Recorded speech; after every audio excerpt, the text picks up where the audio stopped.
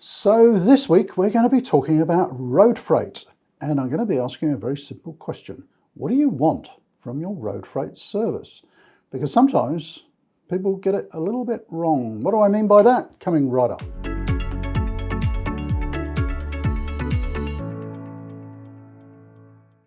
So what do I mean when I say that some people kind of get road freight wrong or misunderstand it?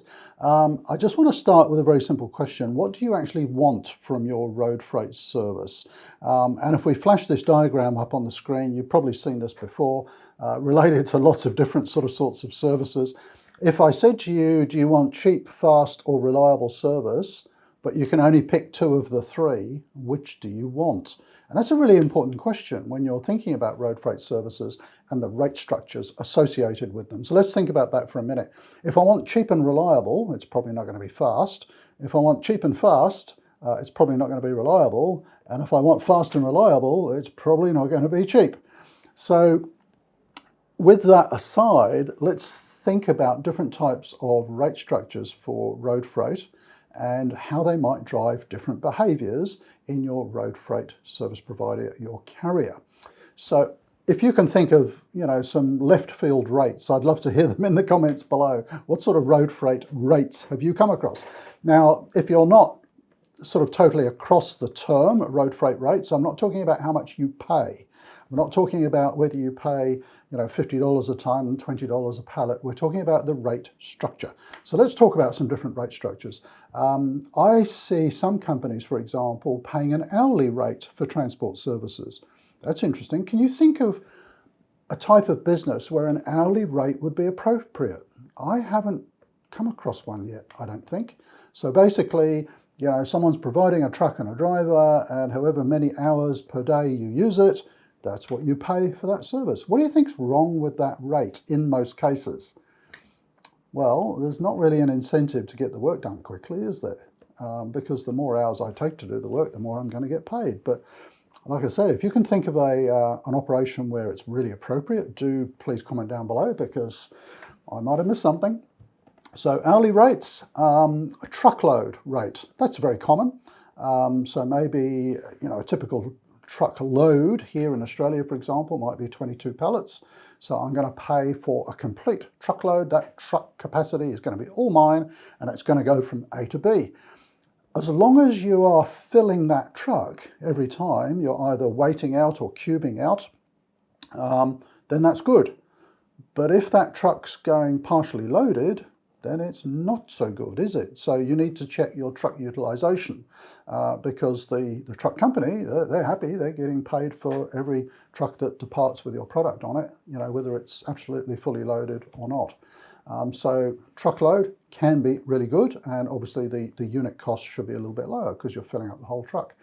Other common rates are things like a pallet rate. Very common for around sort of metro areas, sometimes interstate, so you might be paying, $30 per pallet for a local delivery, for example. You might be paying $150 for a delivery over a longer distance. We call that sort of line haul. I think in some countries you call it trunking. What do you call it in your country? So you've got the delivery transport, and then you've got the interstate longer distance transport. So pallet rates are very common. But there's a few traps there as well. There's pallet rates and pallet rates, and you've got to look at cubic conversions and stuff like that. You can get carton rates if your cartons are a consistent size and weight. That could work for you. Many years ago, I know there was a bit of a trick that customers would use where they'd have a carton rate with a carrier, and they'd get two cartons and tape them together. If two cartons were going to the same customer. I think carriers have got a little bit more sophisticated since those days, but carton rates can work. You can get weight rates, so a cost per ton. That works very well with bulk materials, particularly bulker bags, things like that. You might be paying a cost per kilo. That's used a lot for air freight. You could be paying a drop rate. So, it could be a drop at a particular location, a customer location. Maybe it's a multi-drop operation where they're dropping off at 3 or 4 locations. You could be paying per drop. You might be paying per drop and then a variable amount per weight, per pallet, or whatever. What other rates have you come across? So the only reason I wanted to mention all these different rates is that you have to think about what's your goal. So come back to that triangle, you know, are you focused on low cost, speed of service, reliability? Because the rate structure that you pick is going to drive a certain behavior with your transport company. I'm not saying they're scurrilous or anything, it's human nature. You know, you're going to drive a certain behavior by the rate structure that you use. So think very carefully about the outcome that you're after and whether that rate structure is appropriate or not. Also have a look at what happens if things change.